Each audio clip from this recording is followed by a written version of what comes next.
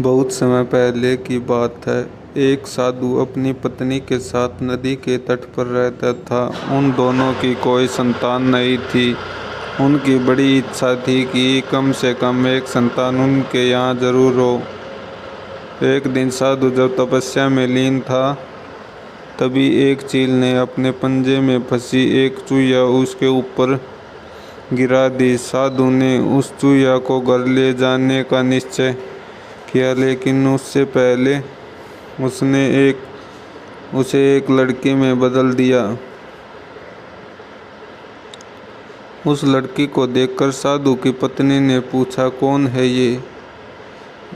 इसे कहाँ से लाए हो? साधु ने पत्नी को पूरी बात बताई। उसकी पत्नी बहुत प्रसन्न हुई और वह बोली, तुमने उसे जीवन दिया इसलिए तुम ही उसके पिता हुए, इस तरह मैं भी उसकी माँ हुई। हमारे यहाँ कोई संतान नहीं थी, इसलिए भगवान ने इसे हमारे पास भेजा है।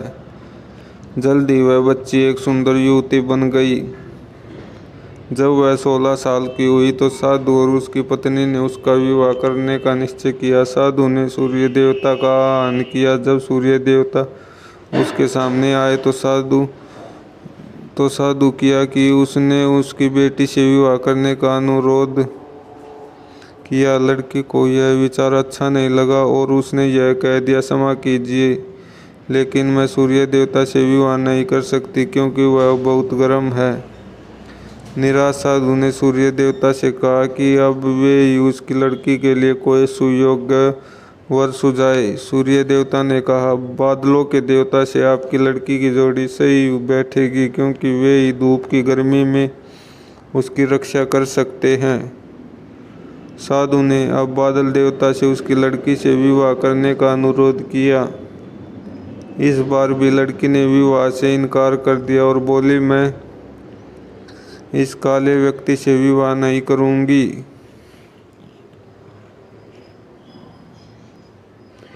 इसके अलावा बादलों की गरज से मुझे डर भी लगता है। साधु फिर से उदास हो गया। उसने बादल देवता से अनुरोध किया कि वे ही कोई सुयोग्य वर सुझाए। बादल देवता ने कहा, पवन देवता के साथ इसकी जोड़ी अच्छी रहेगी क्योंकि वे आसानी से मुझे उड़ा सकते हैं। साधु ने अब पवन देवता से विवाह का अनुरोध किया। इस बार भी लड़की ने विवाह से इनकार कर दिया और बोली, मैं ऐसे अस्थिर व्यक्ति से विवाह नहीं कर सकती जो हर समय यहाँ वहाँ उड़ता रहता हो। साधु काफी परेशान हो गया। साधु ने पवन देवता से ही कोई सुयोग्य वर सुझाने को कहा। पवन देवता ने जवाब दिया, पर्वतों के राजा बहुत मजबूत और स्थिर है। वे बहती हुई हवा को भी आसानी से रोक सकते हैं। उनसे आपकी लड़की की जोड़ी सही बैठेगी।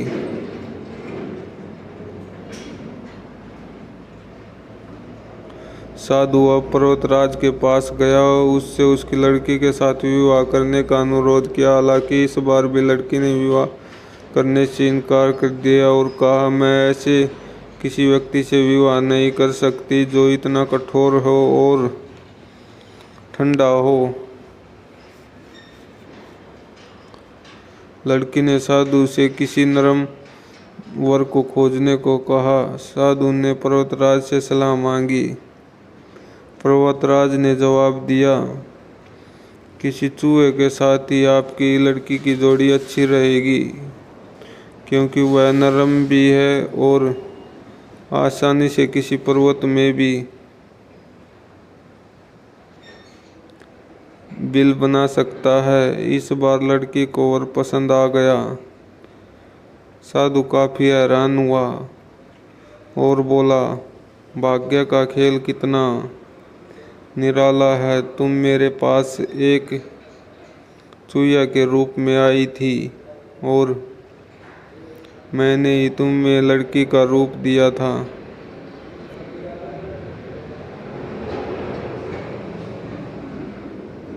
चूहिया के रूप में जन्म लेने के कारण तुम्हारे भाग्य में चूहे से ही विवाह करना लिखा था और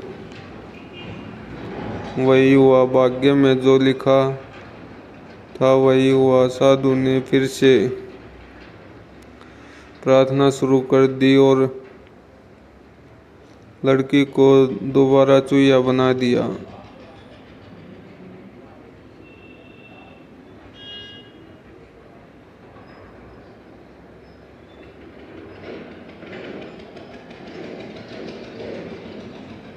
चैनल को लाइक करो, शेयर करो और सब्सक्राइब करो।